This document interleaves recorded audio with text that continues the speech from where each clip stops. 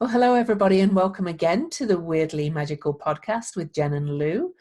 And today we're going to look at the eclipse that's coming up, the first eclipse that is on June the 5th, Friday, June the 5th.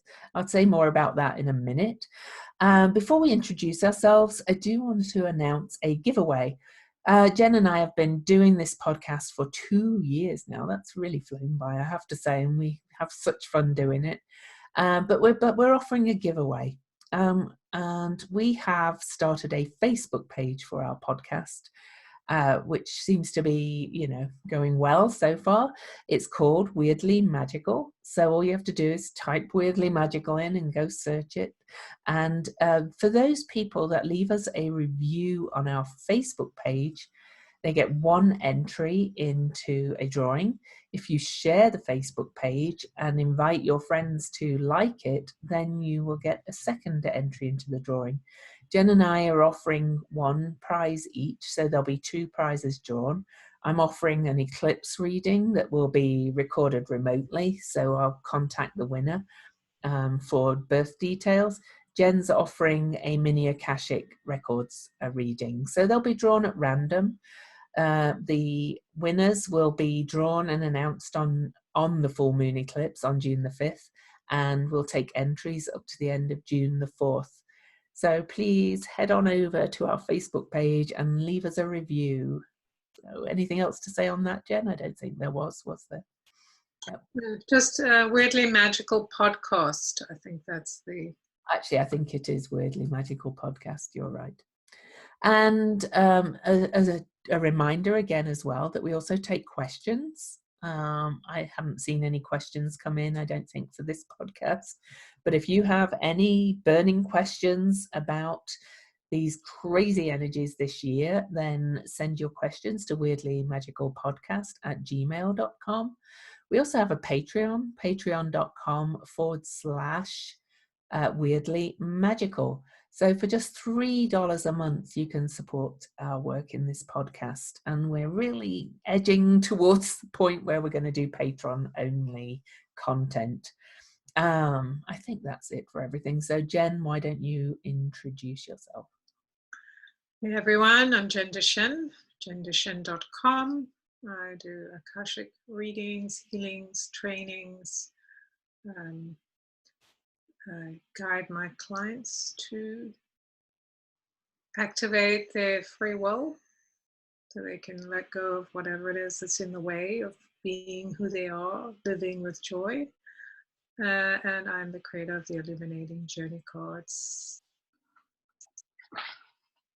And I'm Lou, or Louise Eddington, and I am a soul astrologer, a writer, a shamanic practitioner, and creator of YouTube videos for astrology and classes. And I do readings, I do classes, as I said, but I'm also the writer of 2 astrology books, Modern Astrology and The Complete Guide to Astrology, both doing really well. So check those out if you want to learn more about astrology. I think that's it for today. I help people create an extraordinary life, really based on who they truly are, not who they wish they were. And so this full moon eclipse, this is not the first eclipse of the year.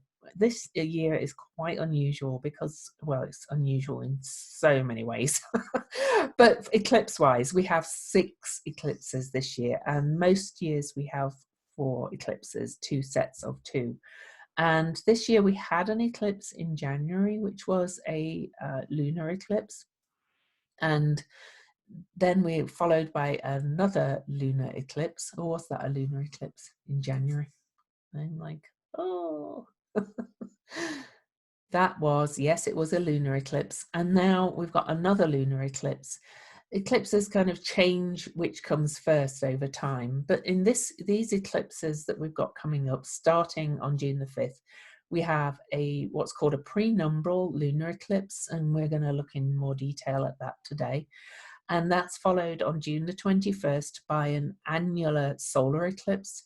So that's a total solar eclipse where where the moon doesn't quite cover the face of the sun, so there's a big ring of fire around it, because the moon is closer to the earth, so it doesn't quite cover the whole face of the sun, but it's still a total eclipse, and that'll be at 0 Cancer. And then on July the 5th we have another penumbral lunar eclipse at 13 Capricorn.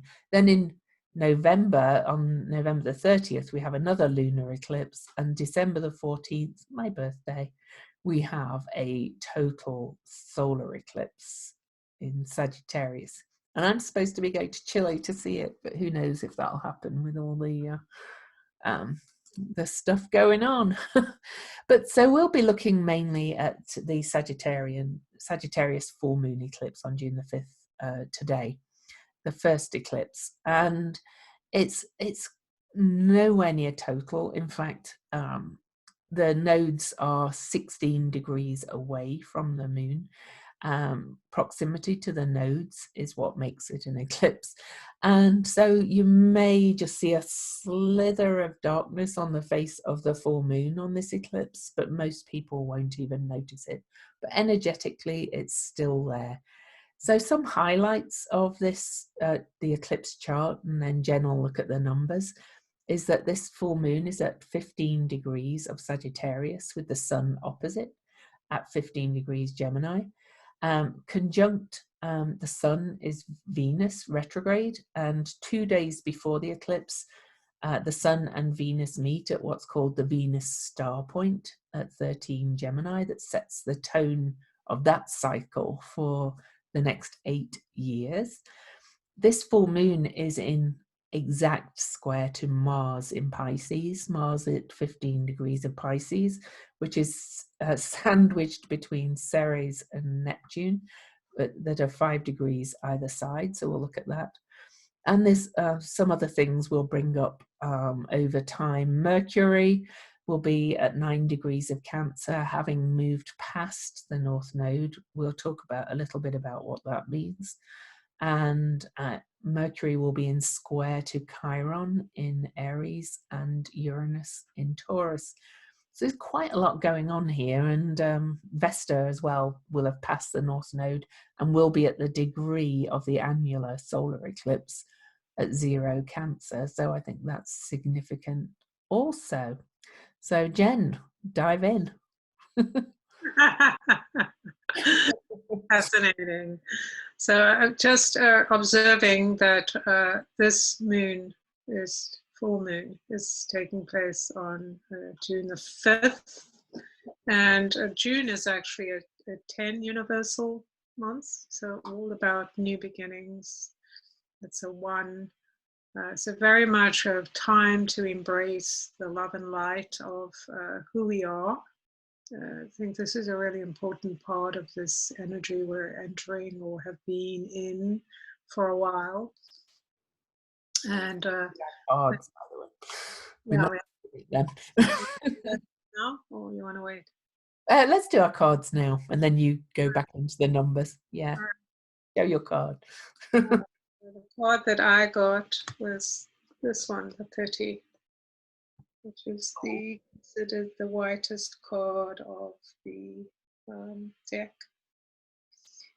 And very interesting, I think, because 30 is a number of creativity and expansion. And when I look at this card, it makes me think about creating anew. I don't know if you can see, but inside, for those of you who can't see, it's all white. There's kind of like this space, this, what would you call, like a pagoda of some kind, where there's a woman there holding a ball. What do you call those things? Ball. It's that's weed, that rolling weed. Tumbleweed. Ball. Yeah. Right. It's a symbol. It's like a sun symbol, shedding light on what's hidden. Mm.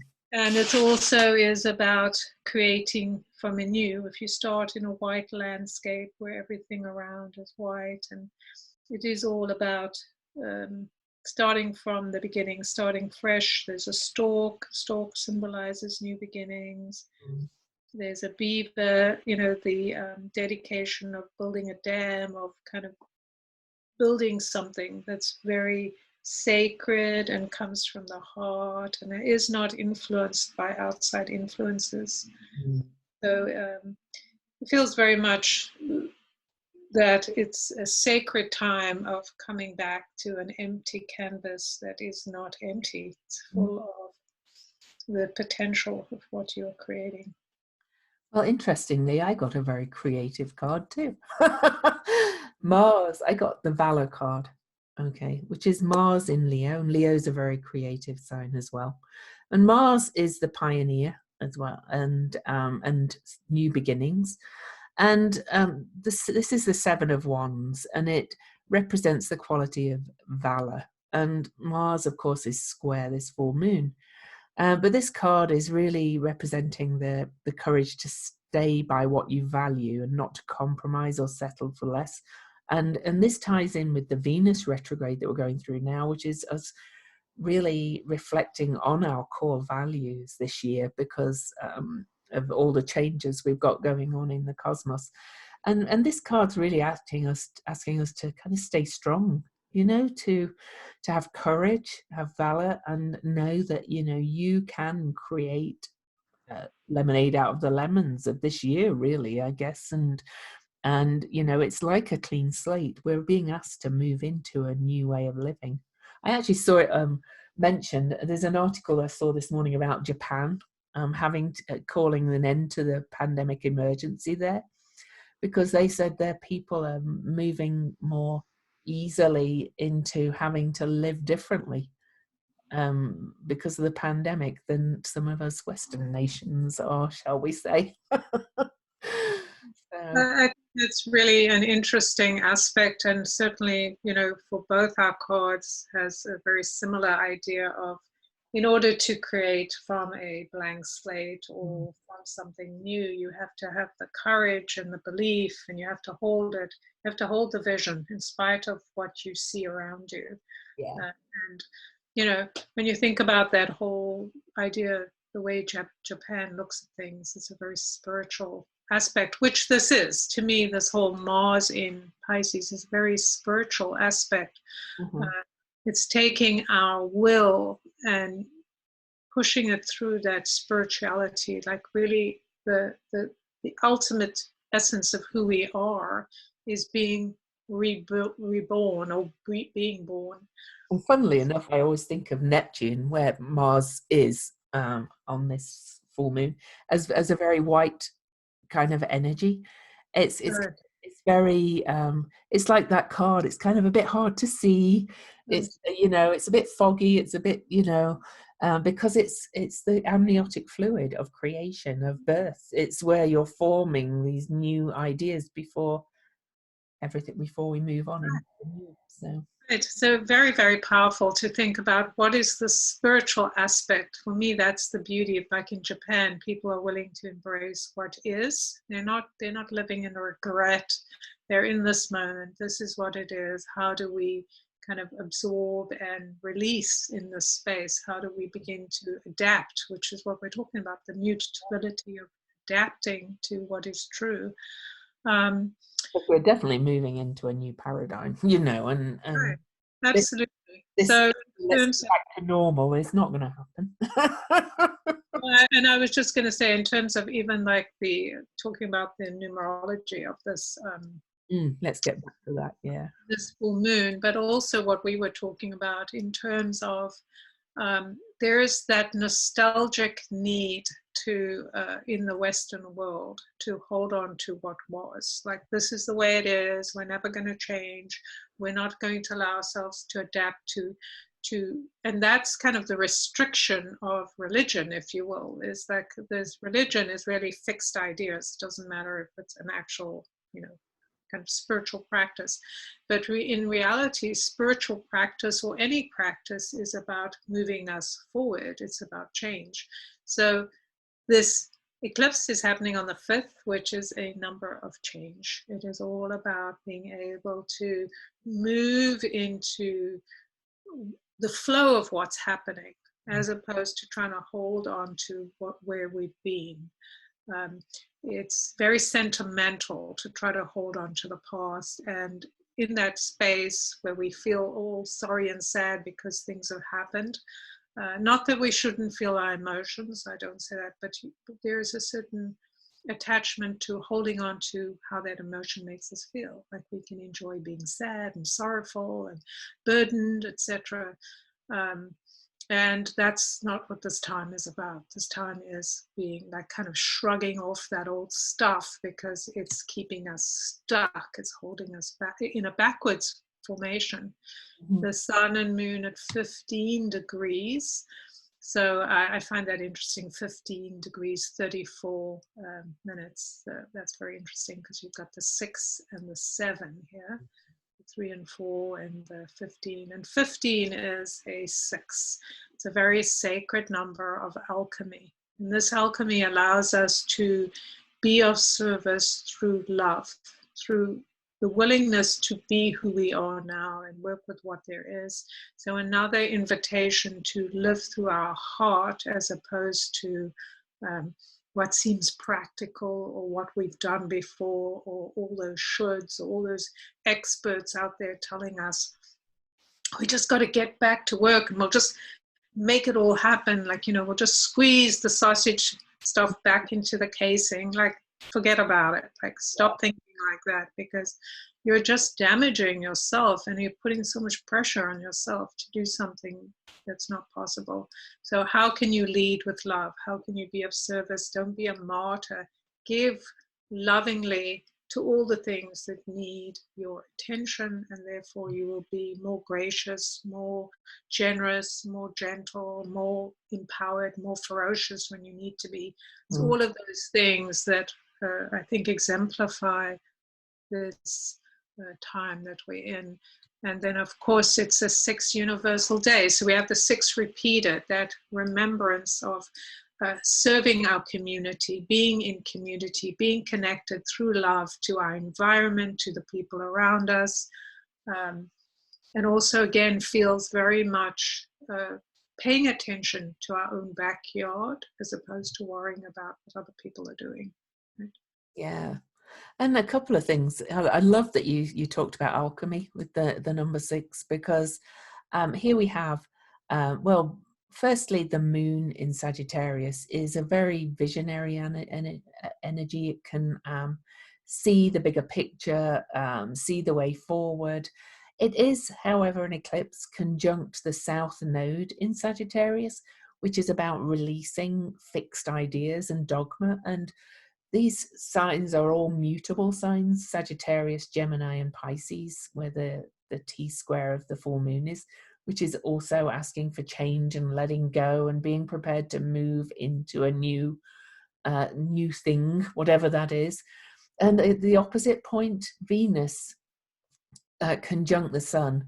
Venus, of course, is the primary feminine archetype in the chart. And here they are square to Mars, the primary male archetype in the chart. And both of them are kind of diluted a little, if you will, in this. They're both, Venus has just had its star point with the sun, which is our core self. And it being in retrograde in Gemini is asking to really look at our core values, look at all our relationships, how we relate to everything, including people, money, material world, all of that kind of stuff. And then Mars is there in Pisces, which is the sign of the collective unconscious, or the amniotic soup. And Mars is being asked to really merge its energy with the collective. And here it is sandwiched between Neptune and Ceres. Ceres, grief, forgiveness, and really kind of feeling into this. I did a presentation on Ceres actually on Thursday for EA Zoom meetings.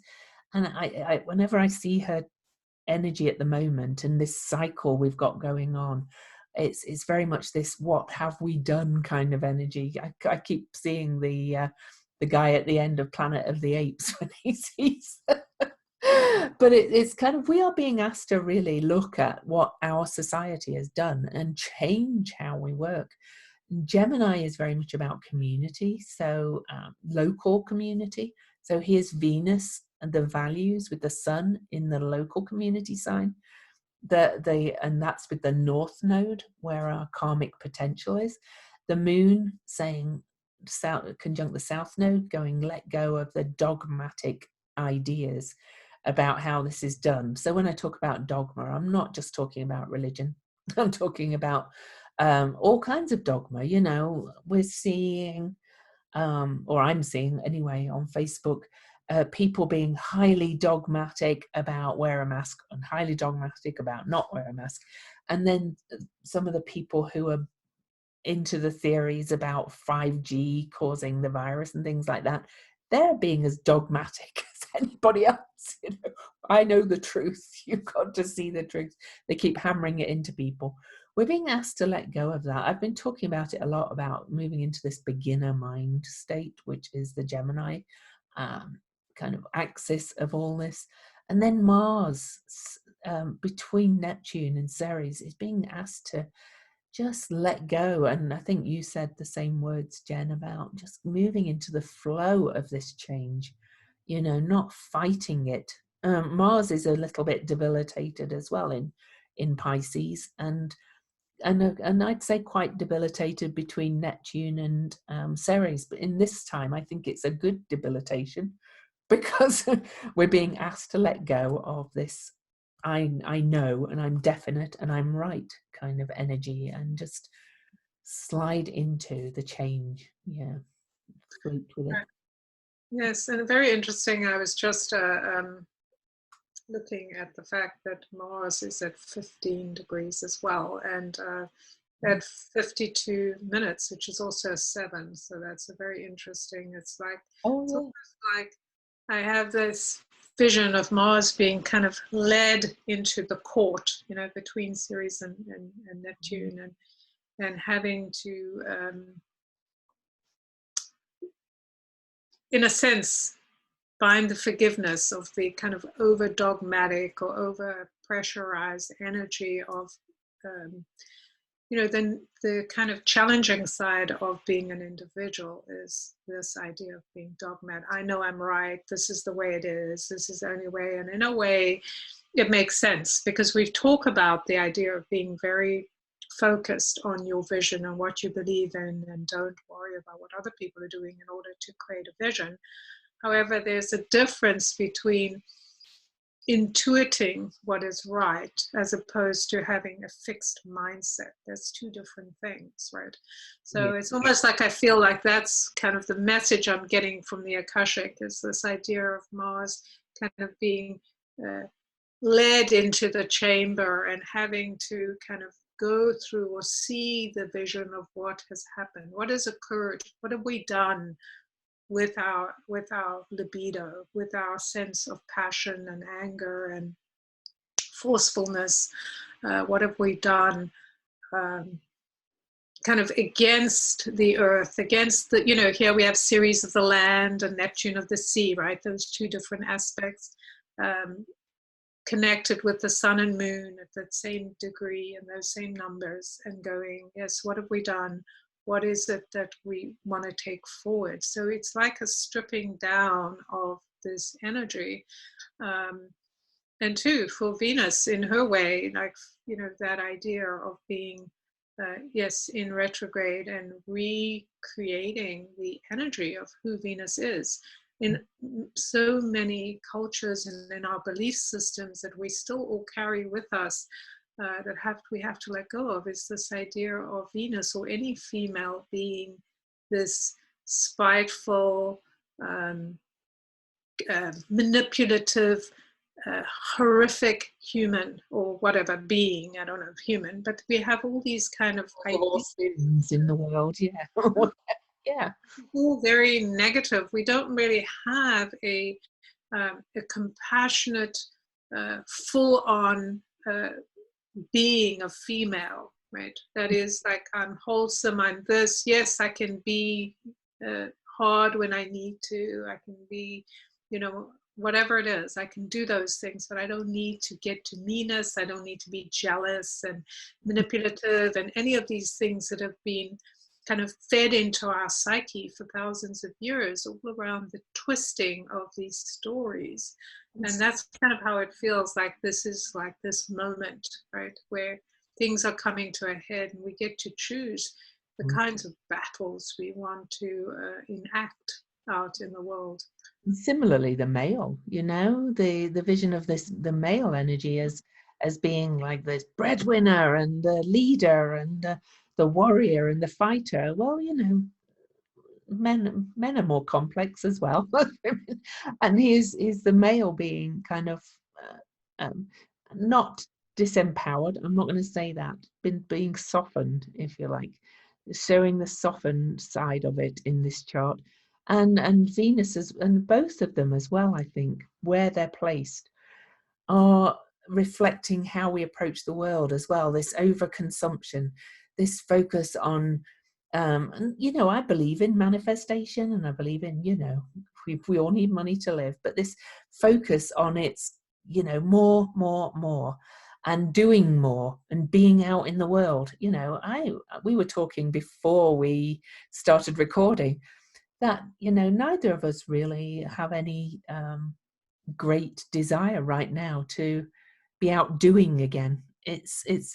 We're not yes, people have to go to work, we do realize that. We're not talking about that. It's more about the socializing and the consuming and the shopping and all that kind of outer stuff that really is killing our habitat that we live in.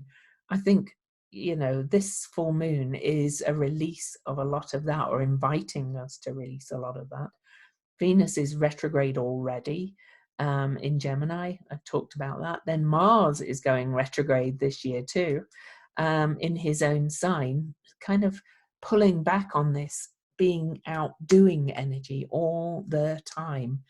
You know, and I know a lot of people are feeling like they want to pull back, but I think we're being asked to, that they want to go out and keep doing again and can't wait till I'm out there socializing. But I think if we don't listen to the lessons of these planets and start consuming less and doing less and buying less, I think we're going to be in big trouble, personally, because we're being given these opportunities by planets. Yeah. All opportunities, and we get to decide, because if you look at and absolutely the male and female energies, or whatever you want to call them, the intuitive side and the active side, when within us they need to be balanced, because we can't change the world if we don't change ourselves. It's the microcosm of the world is within us. The behavior, the responses are all within us. So what we're choosing to do, what we're choosing to focus on, and coming to balance. And I really find it interesting, like you were saying, Lou, this idea of people feeling that desire to nest and to feel the sacred energies of who they are, and which you can't do when you're busy shopping, doing all this other stuff. That's being drawn into the silence, into the beauty of recreating your inner, activator and intuitive part, being, really being exposed to a whole new energy. Just thinking about the cards that we both had about starting afresh with this idea of how do I want to be in the world? How do I want the world to be with me, etc. And then the other side of it is that it can be very agitated, right? Having Mars in that position, if you're not willing to go to the higher levels and you want to stay on that more rebellious, lower energy, which is I want what I want, like a little child, give me what I want. That I see is being played out, like even in the Mars story, all of these other things. It's like basically a lot of people are mouthpieces for other people's ideas or ideology. So when people are talking about, oh, this 5G is going to do this to us, or somebody wants to implant something in us, or we got to get back to work, or we got to wear whatever it is. These are not our ideas, right? These are ideas that are planted in us by others. And what we do is just spread the message like a virus, right? That's what we're doing. We're just spreading it out there like a virus. And I think that we really need to be conscious of what we're spreading. Yeah. Like, we do not know how poisonous the things we just casually throw out there impact our world. So when we start putting the stuff out, we're generating a matrix that is built of fear and control.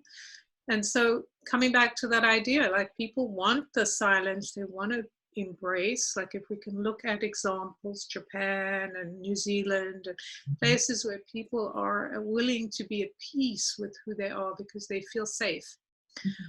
And they have this sacred practice or whatever that's helping them, where we don't have that. So we need the time. And people who just want to rush us back to work, like, there's a lot of fear there, because it's like, let's just get back so the economy doesn't crash and we can just pick ourselves up by our bootstraps and keep going. And actually that train has left the station. So we are at the end of that time of living in that way. We will never go back to the way it was. We may limp along, I don't know, for a couple of years, or we might keep trying to go back. Yeah. But this is the thing, is we were imprisoned. So now we have the opportunity to break through that. And how are we going to do it, right? What are we choosing to do? And I'm not suggesting, and Jen isn't either, that if you are, an essential worker and you have to work, that's different.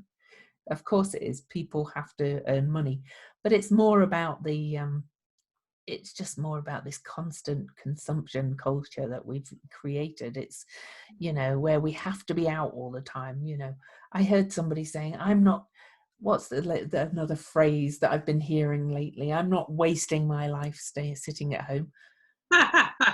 Well, I don't think I'm wasting my life. If you have to go out and earn money, then fine. But why is it wasting your life to spend time in your home that you've created around you, when you could be doing things around the home as well? It's shifting the mindset, isn't it? So it's actually hilarious when you think about it, because first of all, you have to think, like, what would you be doing that's not wasteful, right? Because the whole idea of wasting, right, is just like whatever you value. Like, here we're at this crux where we have to start focusing on things we value that have meaning to us. So, of course, if you're in a job which you are doing for whatever reason, you value the service, you will value the exchange, the money, etc., and that's value to you, and you're doing it, that's wonderful. You're doing whatever you need to do. It's still based on your own value system.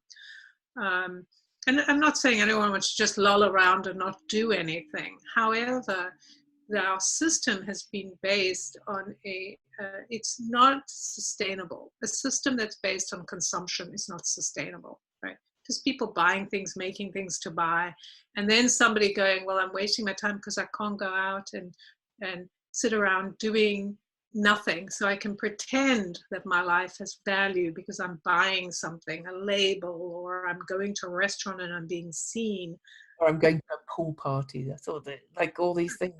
To me, that's a waste of my time.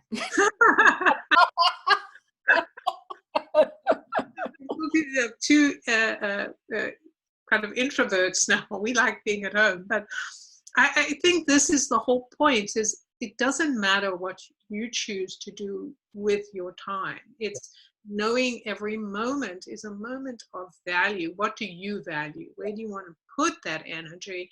Whatever it is, if it's connecting with people that you can still do, even if you're at home, beautifying your home, really getting connected to what's true for you, doing art, doing things that you haven't been able to do, not escapism. That's different. So this is where we need to recognize there's two different things we're talking about. It's finding new things that you value with your time, I think. Changing your perceptions, I keep talking about gardening. I haven't started it yet, but I have been doing more cooking.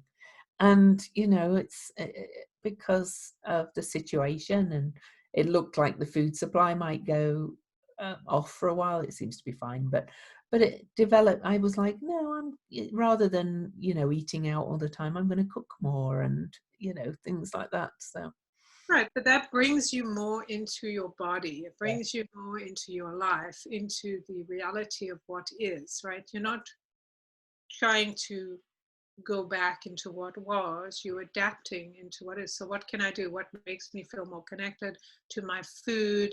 That whole energy of female energy that we're talking about, that is so dominant in these charts every month, is this idea of what represents that female energy, what represents the intuitive side of you that connects in action in some way, that more masculine side in the world. Like, how do I bring that energy of love into my life, or whatever, right?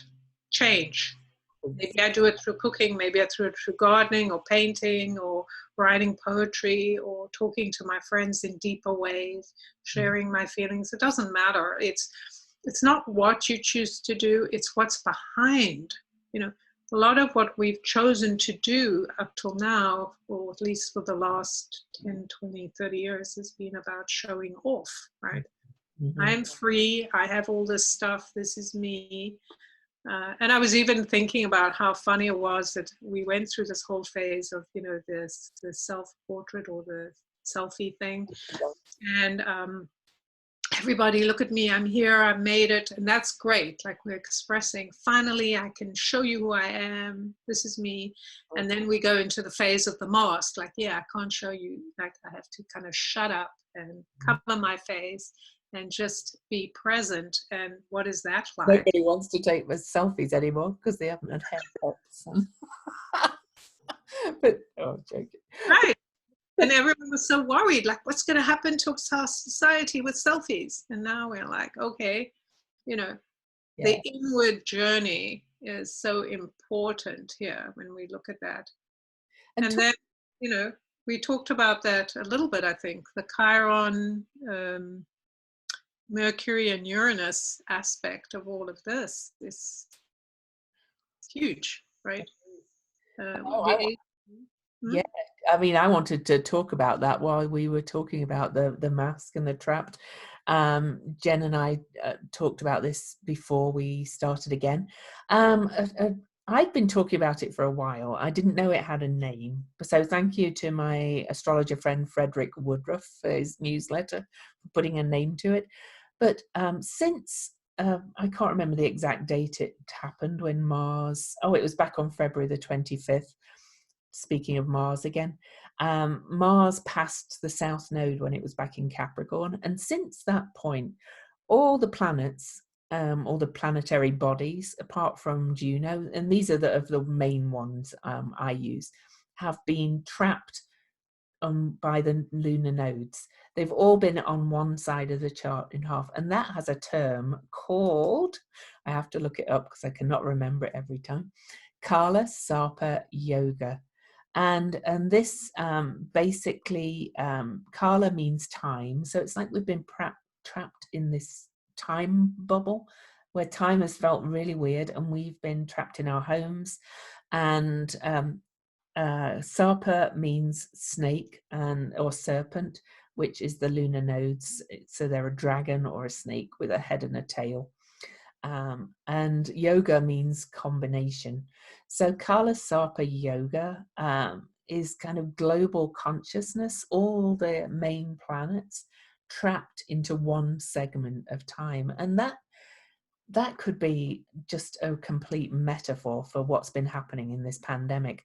Well, on May the 27th, which is tomorrow as we record this, Mercury is moving past the North Node into, and then we'll move into Cancer.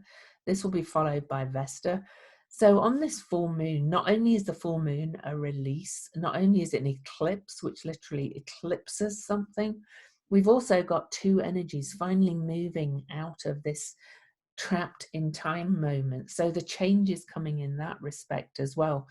And that leads me back to asking Jen to talk about Mercury and Uranus and Chiron, because Mercury is just at 9 degrees on the eclipse, only just, and is speeding along.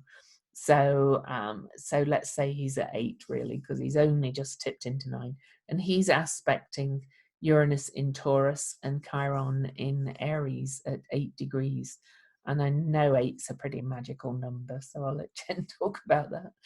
Right. So very fascinating, because 8 is the energy, what we call, gives us the strength or the courage to do difficult things in order to create a new habit, right? So that's what we consider success. If you can, moving away from the typical what you think success is. Success is actually doing difficult things over and over until you becomes familiar. And that's really what we're doing. We're talking about the communication, right? Mercury here is our communicator, or the trickster, bringing in different ideas, confusing us, and connecting with Uranus, which is the higher energy of communication. And Mercury is still out of bounds, so acting eccentrically on this. Right. And there's an eccentric quality to Uranus, is this bringing in new things very suddenly, very quickly, and this communication, or opening our minds to what lies beyond where we have been. There's so much more, and how can we play in this and use this to our advantage and feel lighter, feel more in joy, instead of feeling so, suffer bound. And then having Chiron, Chiron is, the healer here. So with the 8, again, it's looking at 2 zeros connected together. At that point where they connect is considered the ego, healthy ego. Like, there isn't only unhealthy ego, but there's healthy ego. So that point where, when you do that figure 8 of infinity, which brings heaven to earth. The idea is you bringing, like we're talking about, the Uranus energy and the Mercury energy into the earth, where, that whole thing of where Chiron, that point where Chiron meets and goes, in order to feel that ease of having heaven on earth, we need to now recognize and release the wounding that is stopping us from going forward, flowing into this time that is freeing us, this moment of liberty. This is all about liberty, how we free ourselves from fixed ideas, fixed suffering, like it's never going to change, it's always going to be like this, and moving forward into the curving of the infinite. Like, to me, it's like, this is like, there's a banquet of the gods and goddesses. Like, we're just being invited into this banquet, and we get to choose what we're going to take with us when we go into the banquet, and we go, oh, this looks good, this looks bad. Oh, I've been so hooked into suffering. Or, oh, isn't it fun now? I can feel the lightness, the joy of being who I am. I can engage with what is. Doesn't mean we're going to love everything that shows up, but if we have better tools and we feel better about who we are, we have the strength, like the 8 says, the strength to move through those obstacles, to be persistent, to know what the end game is. What is the vision? What is the energy that we're putting towards the vision that we desire, the bigger picture for all of us? And the energy, right? And what is our individual kind of activation that's going to keep us going? Sorry. Well, and I was going to say, and the energy of that Mercury moving beyond the North Node, being still out of bounds as well, is very much new thought, new, like, let's think completely out of the box. And Uranus is always thinking out of the box as well. So this is not, again, it's not about going back to the way things were. This is thinking of new ways of doing things, new ways to socialize. And the more we heed these messages, the kind of easier the creating the new paradigm will be. For example, maybe you can still have a barbecue with friends, but have fewer friends, so you can all kind of be a little bit more distant because the virus is still around.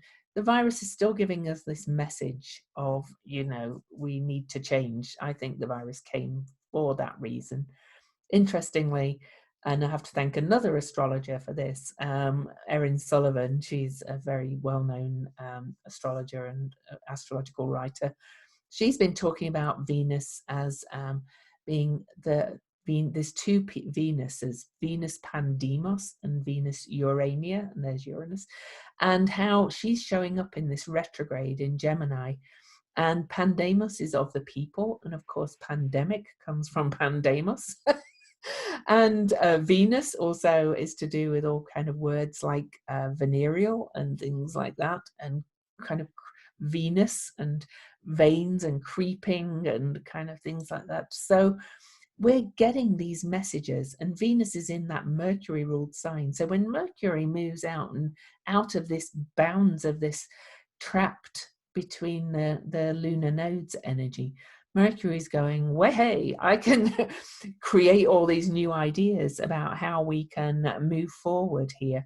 And one by one, all the other planets are going to cross the nodes too. And we're going to be given this opportunity to really choose the new paradigm that we want to live in. Because we are moving into the age of Aquarius. And the age of Aquarius, nobody knows what it'll be like. But looking at the energies, it could go two ways. We could allow this shift into complete authoritarianism, or we could create a really humanitarian, egalitarian society if we chose to. And so all the energies are pointing that way. So. Right. And what's really fascinating is this energy that speaks to the idea of expressing who we are, knowing who we are, releasing whatever burdens or resentments we have, so we can joyfully kind of move into a new space, and remembering that anything anyone tells us about what's going to happen in the future is up for grabs, because we haven't been there yet, so we don't know, but we are creating it. Yeah. I kind of just, I was thinking about when you were talking about how, I know we mentioned this before, but we have the vision in all cultures of Venus, or the female energy coming in and rising out of the water. That's the energy of what's happening. This rising out of, this is new. We're going to take the goodness of what rises. We're going to take the resources and distribute them differently, use them differently, see them differently. Just like you were saying, Lou, in terms of how are we going to engage with others? It's not that we're going to be alone. What are we going to value? We're going to value maybe powerful conversations that lead us to a different way of being. A willingness to look at all points, and instead of getting sucked into stories, going, well, what is true for me? A willingness to get together with our resources and say, well, how can we have more food? How can we, I think this idea of saying like all these businesses going to collapse, our economy is going to collapse. Yes, our money system will probably change. All of these things will change, but we are resourceful human beings. There's lots of things we can do. Our lives will not stop because there's less restaurants, or food is distributed in a different way, or there's less. And there'll be new jobs eventually in different things, and everything's going to change. New ways of looking at things. Right. We could feed all the people on the planet quite easily if we adjusted everything. Well, and this is what this time is. We're entering a time of adjustment, and it may feel repressive in some ways. Like we're not going to have all of this, well, what we consider abundance, the way it's been, like all these things. Yeah. We have to change our minds about how we look at abundance. What is abundance? Like most of us have so much around us, we just haven't noticed it.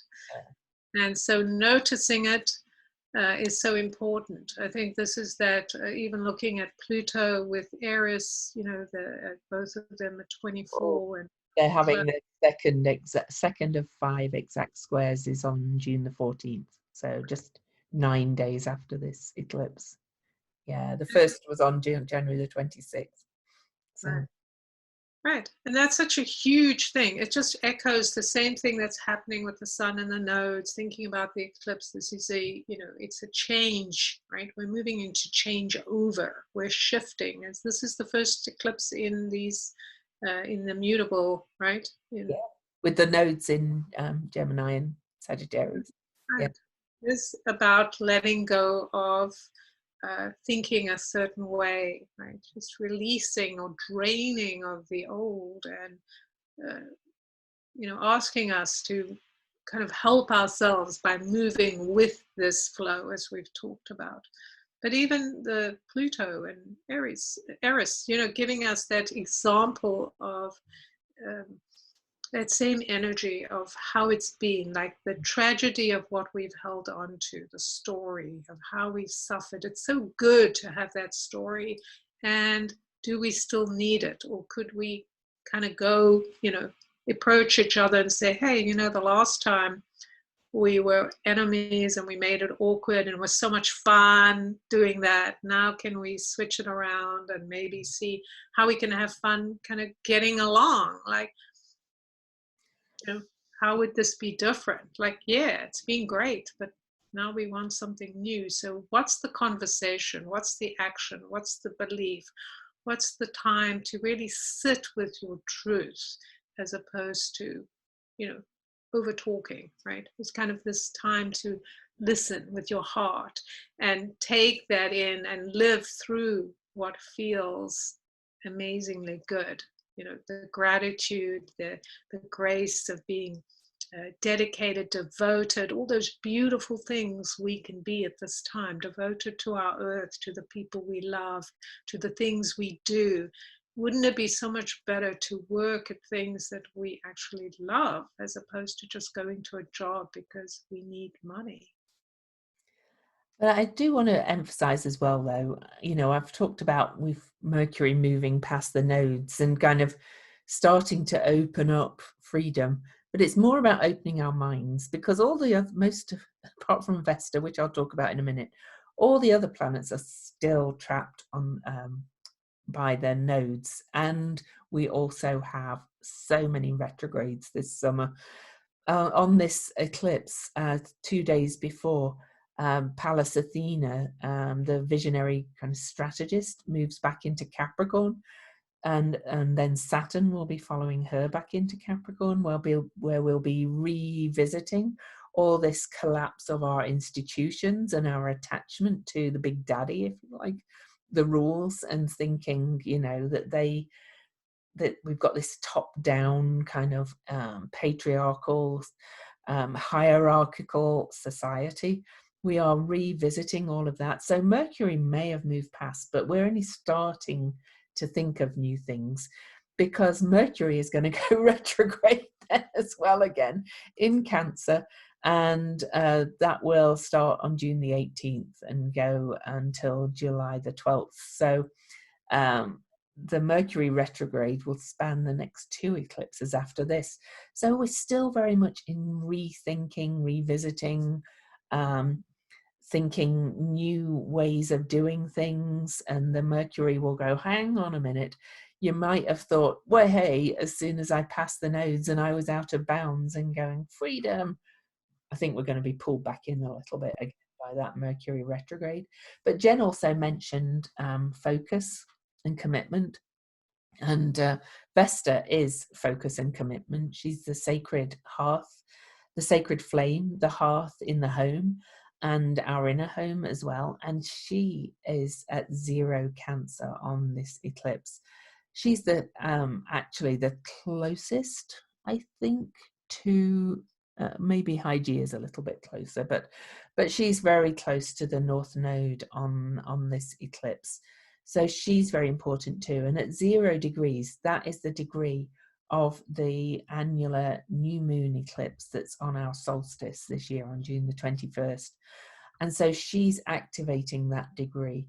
And this is where our focus is to be as a new beginning on the new moon eclipse, is in 0 Cancers, all about nurturing family, home, security, creating your own security. It's where the nodes have been for the last 18 months. So that's being activated again. But we're being drawn again to focus on that, you know, building these home food gardens, perhaps making your home a little bit more intimate, a bit smaller, drawing in closer to family of choice or real family. All of that's going to become more important. Those smaller gatherings that maybe I mentioned, instead of thinking we have to, you know, be out at huge events and things, just have smaller. Everything's kind of drawing in a little bit. So, and that's Yes. a good thing. Quality. But I also think, I was just listening to you as you were talking, thinking about how there are going to be shocks of information, right? Remember, we have that Uranus, Chiron, Mercury stuff. We're going to get information about leaders, right? Oh, That is probably going to surprise us and shock us. And we're going over that old material. So we have opportunities to be swept away in the emotion of it. And again, to reconsider what is important in what we hear and how it connects us to being grounded, you know, using our breath, using our ability to discern, like using some of these things, like when we're cooking, when we're thinking about our family, when we're doing art or whatever it is, that crossroads or whatever our thing is, our jam is allowing us to kind of let this stuff settle in us, as opposed to going out and yelling and attacking and I knew it and all of that. The more we get caught up in the anger of somebody betraying us, the easier it is for us to be swayed by people around us. The more we draw back and go, yes, people do things. They do disappointing things, and it's okay, because it's not what I value, but I value how they're showing up now, right? Because if people who have done terrible things show up and go, well, I did do these awful things and I really feel horrible about it, and I'm changing my ways, and they actually, we allow them to see, are they changing their ways? It is so much more fulfilling. And I think that's the key here. What is fulfilling us? What is making us feel more connected to each other, more connected to our lives, to love, to being here, to being devoted to doing what we need to do, this hard work to get to the next phase, which involves creativity and effort, as opposed to running back to what feels safe, which is judging others. This year, 2020, is about changing our shape of judgment. And I was just thinking about how Juno, still, we've talked about her being at the top of the chart, like holding that basket, and she's been doing that for months. And Juno really is the kind of caretaker of the underdog or the disenfranchised. She also represents death in some way, and our monetary system. Very plutonic aspect to her. Yeah. Right. So there's all of those different things that are in the basket, right? Like we was talking about this idea of being in this bubble of time where anything goes, and we get to kind of attach to the things that feel connected to us, but we're still going to have to discern and think through and be open to changing our minds about people, about things we've decided, and not get hooked into the emotion behind it. And incidentally, like Jen mentioned, you know, there's going to be news about our leaders and things, and she is so right. As soon as that Mercury hits those bounds, I think information is going to come out of the woodwork. And just to say that on the eclipse, Mercury will be conjunct Donald Trump's Mercury.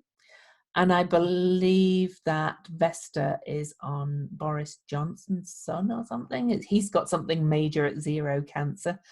So, you know, I'm not going to predict anything, but I think it could be something around those two. The two Gemini leaders we've got as well. That's interesting with so much Gemini. So. Right. And one of the things that is prevalent, or has been, especially if we're thinking about the eights and all this thing, and leadership, all this thing about love and leadership and the things we're talking about, bringing light into this, and being able to see the human side of all these people, is that fortunately, unfortunately, we have had these leaders or leadership that's been developing, which is obviously somehow we've created, of these kind of man boys or whatever they are, that Boys. boys, they they uh, they don't want to take responsibility. They want somebody else to take care of it. They just want to get out there and shout and say, I'm not going to wear a mask or whatever. I don't know what Boris is saying, but certainly He's abdicated responsibility for his advisor that's going through all this stuff. And how many times do we actually hear Donald Trump say, no, I'm not taking responsibility for that, in his press conferences? So it's all showing up in the energies. Right. And yeah, but I think this is an opportunity for us to go, like, where am I doing that? Where am I abdicating my responsibility? Where am I wanting somebody else to take care of me, as opposed to me going, right, this is my turn. Let's all gather. I kind of feel like we need to gather around and go, in our communities, in our homes, let's rethink, where do you feel like you've been hurt? Where do you think that you can take more responsibility? How can I take more responsibility? So we're shifting kind of ownership of how we live in community, that we start to do the things that we see that our leaders are not doing, that we require for ourselves as a community going forward, right? Yeah. I think we're being given the worst leaders by the universe at this moment to show us that. No, it's like, yeah, this is what that is leadership, right? Like, this is what we have adored. And even when you think about this, what we talked about, the female energy, or the past, the story of Venus, and story of all these females that have been given such an awful kind of personality and things so horrible, and we've all just like lived with it. Yes, I know as individuals we said that's not true, but we haven't changed the kind of what do you call the story around it, No, right? we have not, but we're going to be doing now. Yes. Passionate, more compelling leadership, like we're seeing from other leaders, like the woman in New Zealand, Jacinda Ardern, yeah. But, as well, I think the emergence of all these female archetypes in the astrology, and I'm not going to go into them all because we'd be here all day, but the amazing relationships between them all this year, and how they're activating degrees and patterns. So I'm talking about Pallas Athena, I'm talking about Ceres, I'm talking about Venus, I'm talking about Juno and Vesta. And it's taking us back to the idea, astrologically at least, of the Dei Consentis, which was the original pantheon of the gods that ruled in a council of 6 women and 6 men. And how wonderful wouldn't that be if we could go back to something like that, instead of having this hierarchical kind of. Right. And that's the thing, is when we recognize each of us has gifts, and even people who the greatest leaders, etc., are human. Yeah. And we don't try to put people on pedestals or ideas on pedestals, and where anything is open for conversation. Mm-hmm. And we recognize that there's some point we have to come to an agreement. Yeah, agreed. I think we should do the symbols because we're over the hour already. So shall I do mine first this time? Yes. Yeah. So the Chandra symbol for Sagittarius 16, because we always go up a degree or up to the next number, is a man shearing sheep, or a person shearing sheep, let's say. Practical fortitude, resiliency to keep finding a way to do it, to keep discovering how to get through the deepest quandaries, the greatest karmic traps, ingenious and resourceful, paying attention to the cues, going to get it right, You're involved within a path which requires discipleship or apprenticeship, learning the ropes, building up fresh capacity in this lifetime to scale the heights. But you remain preoccupied and absorbed within honest tasks. A pervasive conviction grows and forms of how it really is. You're willing to take every step to reach a far goal and attentive to what is really there. A throwback to the old ways of a rural past, oddly comfortable in adopting forms and moving through phases and taking on the worlds.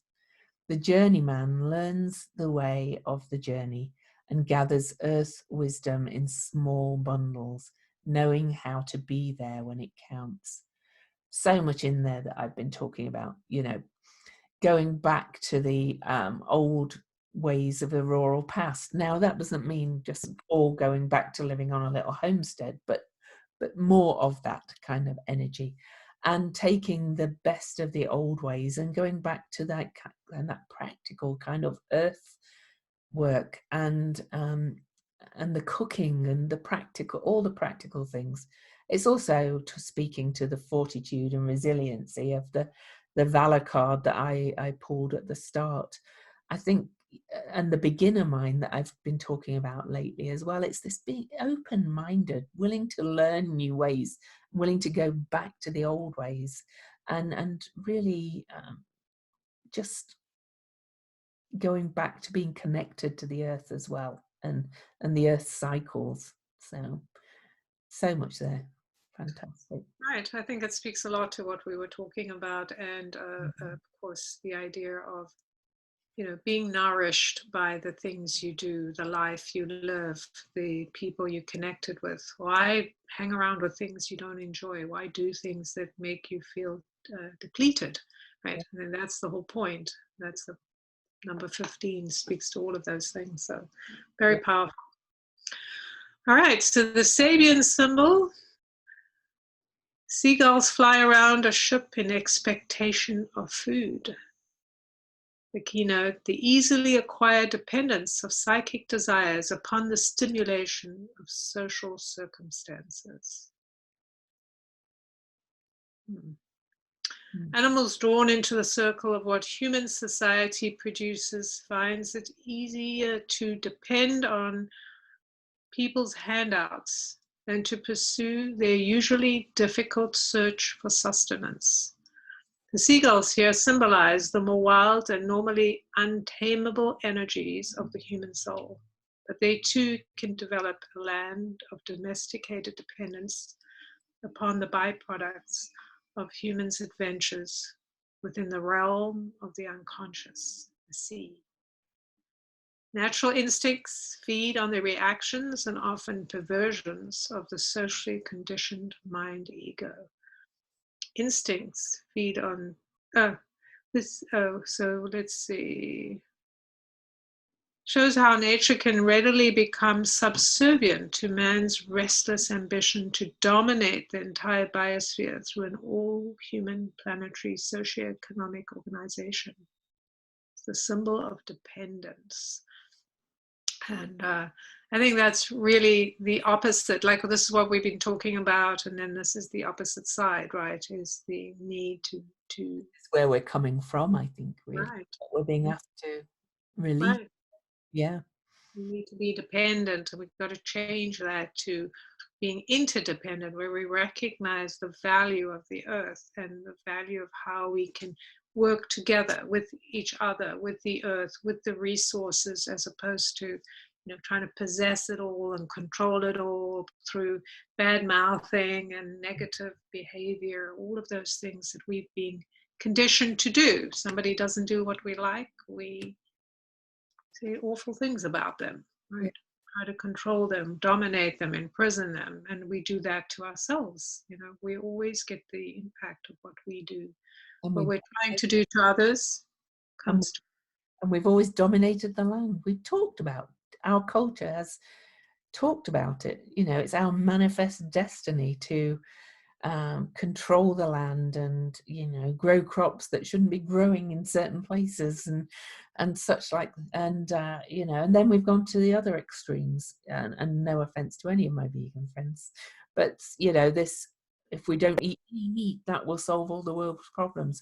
Well, actually, there's a lot of evidence that we need the cattle grazing to green the deserts of this world as well. So we need the balance, we need the harmony, we need to relearn the old ways to work the land, so instead of controlling the land. Yeah, everything in moderation, as my dad always used to say. And my mum used to say. Always. But I think this is it, is to realize we can't have it all when we're so impassioned about something, and it's like we take the flame and we're just completely consumed by it. Like, I love something, I want it all, you know, it's going to belong to me. But it doesn't work like that, because you cannot control or possess anything, right? Except what is connected to you, and you want to be able to use it in a way that feels balanced and loving, like you're being of service, you're contributing with love, as opposed to resentment, anger, oh, I don't have any choice. You know, this is all about choosing the thing that feels good, and doing the hard things so things are in balance. Exactly. A mutual relationship. Yeah. And I'm not suggesting vegans should not be vegan anymore. It's just that telling everybody else they have to be vegan too. Do what you need to do. Exactly. And honor the resources you need, the people, the things, the land, how that works. Like, if you know, whatever you eat, you just can't eat one thing only, right? Because then it's again, you're depleting. It's just like a balance, like the weather. There's certain things that grow at certain times, right? Yeah, exactly. Yeah. So yeah, but and we're talking about kind of overall balance as well. You know, Right. each person is going to be. I kind of think I read a book once called The Zig Zag Principle. You know, it's like we don't have this straight line balance in the middle ever. It's always kind of zigzagging between one extreme and the other. Well, how about we kind of allow the zigzag more in the flow, you know, and some people will be doing it over here and some people will be over here, but overall we're in the middle and bringing it into balance. So Right, that makes total sense. We're not being controlled, we're allowing ourselves to move. It's like, you know, an obstacle course, right? We all have our own obstacle course, exactly. And let's be mindful of the fact that there are others using those same resources. Yeah. All right. Well, happy eclipse season to everybody. Jen, why don't you tell people where they can find you? They can find me at my website, jenduchenne.com. That's JENDUCHENE. You can find everything there, trainings, teachings, the cards, the Illuminating Journey cards, if you're interested. I also have a YouTube channel, I think it's under my name, Jen Duchenne Illuminate 8, where I do weekly readings with the cards. I have a group on Facebook, We Belong Here. I have a Facebook page under Jen Duchenne, and you can kind of find me everywhere, Instagram, etc. Jen Duchenne. Come and join me. Join my YouTube channel. I'm looking for followers or whatever they're called, and or attendees. I don't want to think about you as followers. Just we're all lifting each other up in the world, and yes, that's where you can find me. And I'm Louise Eddington. So my website is louiseeddington.com, LOUISEEDINGTON. Yes, Eddington has one D. And and my business name is Cosmic Owl Astrology, hence the owl for those that are on video. And my Facebook page is Cosmic Owl Astrology. My Instagram is Cosmic Owl Astrology. my YouTube channel, Cosmic Owl Astrology. I'm also looking to grow my YouTube channel. I've been doing more video, and I would love some new subscribers. I have a Facebook group called the Planetary Magic Cafe, which might change to Cosmic Owl Astrology Cafe soon, because I love the name Cosmic Owl Astrology now. And don't forget, though, we as a podcast have a Facebook page, Weirdly Magical Podcast, and we are doing a giveaway for reviews on that. Reviews on the page left by the end of June the 4th will be entered into a drawing for a reading, either from myself or from Jen. So there'll be 2 winners. So hop over to the page, give it a like, and leave a review. If you share the page and invite your friends over to like the page as well, then you get an extra entry. There's a post pinned to the top of the page, actually. You can share that post. That's a good way to invite people to the Facebook page. I don't know why we didn't think of doing a Facebook page for our podcast, but we didn't. New minds, new opportunities to think of. Exactly. And we also have a Patreon, patreon.com/weirdly magical. So hold on to your hats, really, people. You know, an eclipse square to Mars is quite a big deal. And 3 eclipses in a row is quite a big deal in what's already a very big deal year. So valor, courage, and created, and yes, that kind of open creative space of Jen's card as well. So connect to the truth of who you are, even if the truth is changing. Exactly. Yeah, you are still you. So until next time, it's goodbye from Lou. Goodbye from Jen.